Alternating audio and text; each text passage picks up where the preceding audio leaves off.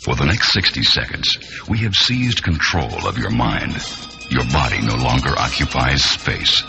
Your entire being now is a beam of pure consciousness, located early in the Earth year 1955. The winds of time change are about to sweep you forward through an incredible 20-plus years. The years of the evolution of rock. Ready, set, blow. You ain't nothing but a hound dog. Yeah, this is the Big Bopper speaking. The crash occurred in a light snow northwest of Macy's. And do they say that It's official now. President Kennedy has been assassinated. I wanna hold your hand. Here are the people. Think I'm gonna be sad. Don't know where they send me there. Senator Kennedy, oh my God. Breakfast in bed for 400,000. Try to take me there. Escalating the Vietnam War today, the president... I don't care what you've heard now. I've got to know what it is. No prior knowledge of the Watergate breach. Right between the eyes.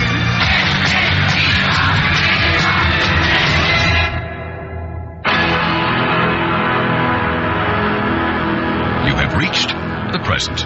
You have just warped through the most exciting, most monumental 22 years in the history of Earth. The span known as the evolution of rock. No other comparable era in recorded history has had anywhere near the profound effect on today's way of life as did this incredible quarter century. Now, for the very first time, a radio programming event as earth-shaking as the years it documents is about to happen. The evolution of rock. Elvis is going to sing for you the theme song of the new 20th Century Fox picture, and later in the evening I want you to meet Robert Webb, who directed it. Now, the song as he does it in the picture, Love Me Tender, is when his three brothers have come home from the Confederate armies. He's the younger brother who's been left back home, and he sings this song to his mother and his young bride. This is Love Me Tender. 3 o'clock, 4 o'clock, rock. 7 o'clock, 8 o'clock, rock. 9, 10, 11 o'clock, 12 o'clock, rock, rock.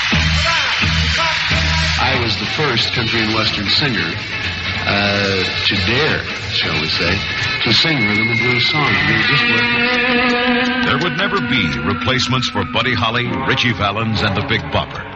The scales had tipped. Rock and roll began to slide. Looking at the charts for 59, you can't help but notice the abundance of old standards being dressed up in rock and roll glitter and exposed to a completely new generation. Several brief but notable careers were built on the foundations of old, traditional pop tunes. New Jersey vocalist Sammy Turner being a perfect example.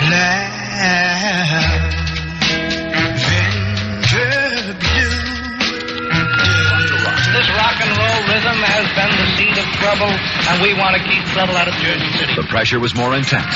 The put-downs more vicious. If you talk to the average teenager of today and you ask them what it is about rock and roll music that they like, and the first thing they'll say is the beat, the beat, the beat.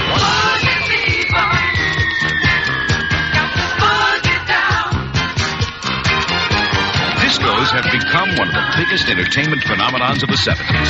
If anybody hoped it was true, it was Diana Ross, one of the major black powers of the 60s. She was about to get her feet wet all over again in a whole new puddle, taking her virgin run at disco with Love Hangover. If there's a cure for this, I don't want it, but you want it. Yes, it's gonna be a cold, lonely summer, but I'll fill the emptiness. North America. They were just like 4 boys. I really liked them. They were good. They're real great guys. It didn't really hit me.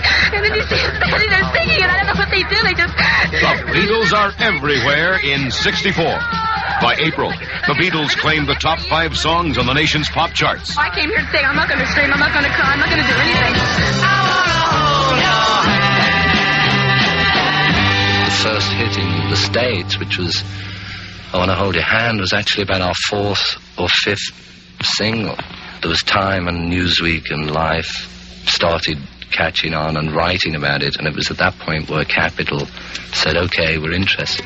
So Brian Epstein did a deal. About a lucky man who made the grade. And they called it puppy love. Oh, I guess they'll never know. Alan Priestley. We are deeply grateful to the record companies and the artists for allowing us to bring to you the original recordings of these very precious songs. Thank you. God bless you. Good night. My love.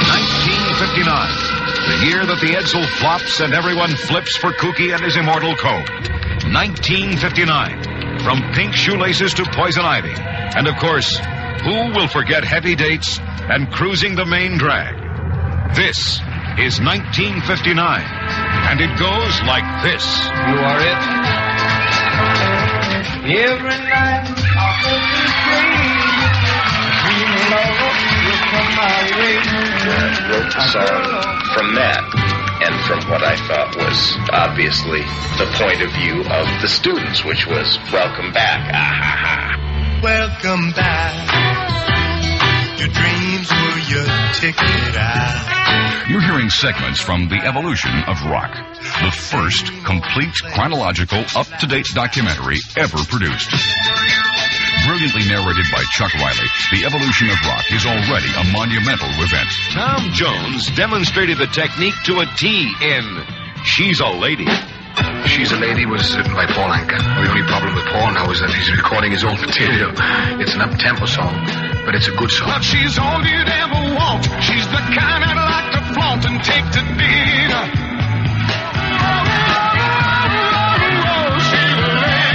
Tom Jones's fifth gold single, She's a Lady.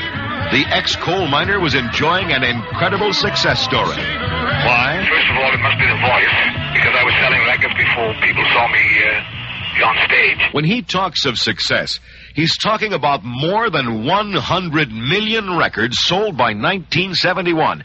He's talking about being the man most wanted by older women hot to trot for a rock star they could relate to. Ladies and gentlemen, this is Tom Jones. They took Mr. Personality and put him on TV. That cinched it.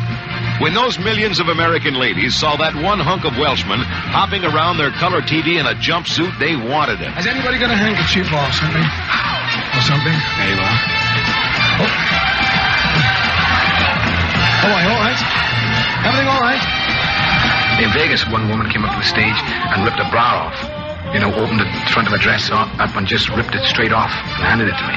And I wiped my face and didn't give it her back. So then this girl that was standing behind her thought that she didn't want to be outdone.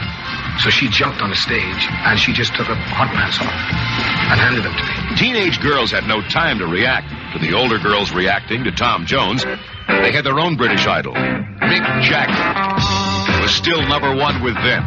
In 1971, he and the Rolling Stones released their first new single in almost 2 years, Brown Sugar. The Evolution of Rock is a 64-hour rock documentary that for the first time tells the entire 22-year history of rock music in chronological order, from the inside out. The Evolution of Rock, by virtue of its scope, stands alone. But that wasn't enough. We wanted it to be as fantastic a production as the history it documented. As a result, over 3.5 years of international cooperative effort, over 150 hours of rare tapes, previously unaired interviews, 1,000 hit songs, and unheard-of industry cooperation have yielded a masterpiece. Contained on 64 discs, the program is divided into one 4-hour introductory chapter and 20 3-hour segments. There has never been a program this big, this versatile. Today's rock is a product of yesterday's dreams. And thousands of yesterdays ago, there was a vision. 1, 2, 3 o'clock, 4 o'clock, rock! There was a vision that in the beginning was a social outcast. But as time passed, the vision became a force, more of a way of life. How did it happen? The evolution of rock. The music that made the world turn round. You'll hear the behind-the-scenes stories with actual interviews and rare original recordings. From From rock's roots to its complex branches, you'll hear it all. The evolution of rock. 1967, the year the mighty Mickey Mantle hits home run number 500 and U.S. bombers hit Hanoi. 1967. From Bobby Gentry to Big Brother and the Holding Company, and from Jimi Hendrix to Country Joe and the Fish. 1967, the year of psychedelic lights, pulsating posters, and Sgt. Pepper. 1967, the year that words like hippie and trip are on everyone's lips. The year the world lost Spencer Tracy, Jane Mansfield, and Time Magazine's Henry Luce. Maxis fight the battle of the hymnline with Micro Minis in 67. One electric year. Ready now to unwind in words and music. If you're going to San Francisco. Early 1961, Del Shannon was messing around with something called Runaway. I was sick and tired of hearing do, do, do, do, do, do, do. Every song was the same, right?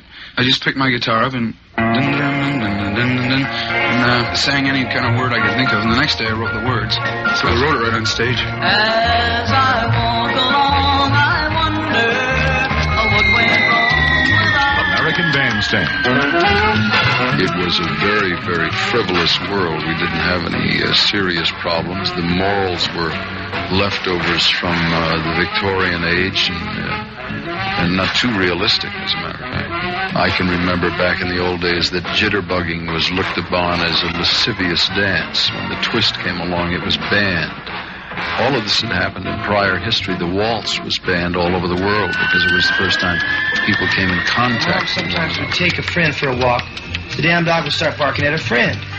Dogs pick up vibrations that you can't see. And if it bothers them, they start to bark. She said the same thing deals with people. 10 years later, we write a song, and I call it Good Vibrations, about the same concept. I love the colorful clothes you wear. Building harmonies here, drop this voice out, this comes in, bring this echo chamber in, do this, put the theremin here, bring the cello up a little louder here. I mean, it was a real production. It was the biggest production of our life. The Evolution of Rock, masterfully produced by Chum Limited Toronto, and now available under a unique international agreement. Get ready to be a part of the Evolution of Rock.